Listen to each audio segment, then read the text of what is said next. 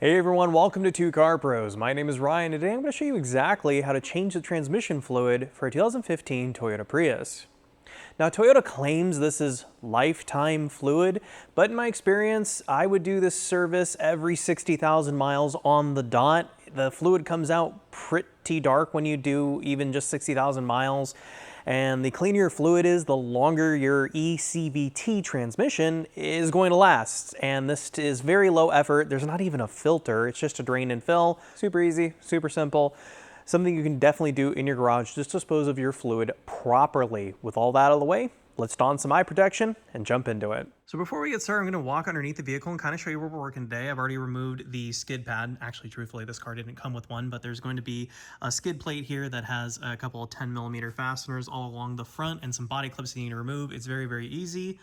And then we're going to be working right here on the transmission. So just kind of give you a sense of where we're going to be working. And don't mind this chain. That is a repair we're doing on another part of this car, but it does not pertain to what we're doing here today. So right in the middle of your screen is your fill port, and is a 10mm Allen socket. Link down below in the description. And we're just making sure we can actually remove this before we take our fluid out. There we go. Wow. Make sure you have a catch pan ready. They can be overfilled. Okay, not overfilled. We're good. And set that plug aside. And then the drain is the same size. There we go. These are on pretty good. Takes a little bit of force. And then we're going to go ahead and remove that plug, and we should have some fluid come out, so have your catch pan ready. There we go. Oh yeah, this fluid's toast. What we're going to do next is take some carburetor spray or solvent, some variety. Just spray it on that mating surface. And just clean it off, because we want our new washer to have its best chance of sealing.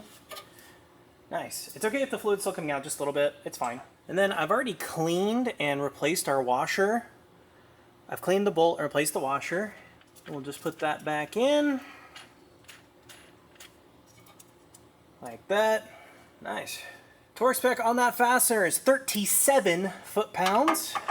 Which isn't like a crazy amount. If you don't have a torque wrench, that's fine. Just one arm tight. You don't want to strip those threads. There you go. And we're going to clean up the little drippy it left behind so we don't think it's leaking later on down. That looks great. So this is the transmission fluid we're going to be using here today. It's available on Amazon. It's not crazy expensive, and it's the same spec as the Toyota stuff. I think it's going to work just fine. And you might notice my pump is not quite the exact one that you should be using. It's the smaller one for the smaller bottles, but I'm just going to have to make it work. So let's get to it. And of course, the link is located down below in the description. So take the tube, put it in the fill hole, and start pumping. And if you've ever changed the fluid in a differential, this will feel familiar to you. Basically, you just keep adding fluid until it starts coming out the fill port, and then you're done. Don't try to put too much more in. The capacity is 3.6 quarts, so this 5 quart should more than suffice. So just keep pumping until it does that. It's just coming right back out. As soon as you put it in, it just wants to come right back out. That's totally good. Just stop there. And same thing we did for the drain plug. Spray some carburetor spray. Throttle body cleaner, brake clean, anything like that. Heck, even Windex will be just fine. And we just want to clean that mating surface off. Yeah, it looks great. And then I've already cleaned off our fill plug and put a new washer on there. Then our torque spec is that same 37 foot-pounds. One arm tight would be perfectly fine. Just make sure you have a good purchase of the Allen head inside of the fastener. We don't want to round that off. There you go. And then I'm going to go ahead and give everything a nice spray down, wipe down, just to make sure we don't think in the future that it's leaking. Oh no. I want to make sure that's nice and clean and dry. And this is the part where I tell you to put the undervalance on, but this car did not come with one, so go ahead and replace that. It has these 4 10mm bolts here and a bunch of body clips. So go ahead and replace that before you hit the road. It will give you about 2 more miles to the gallon, which on a car like this is what you're looking for. So that's how to change the fluid in your ECVT for your 2015 Toyota Prius or that Toyota Prius 3rd gen.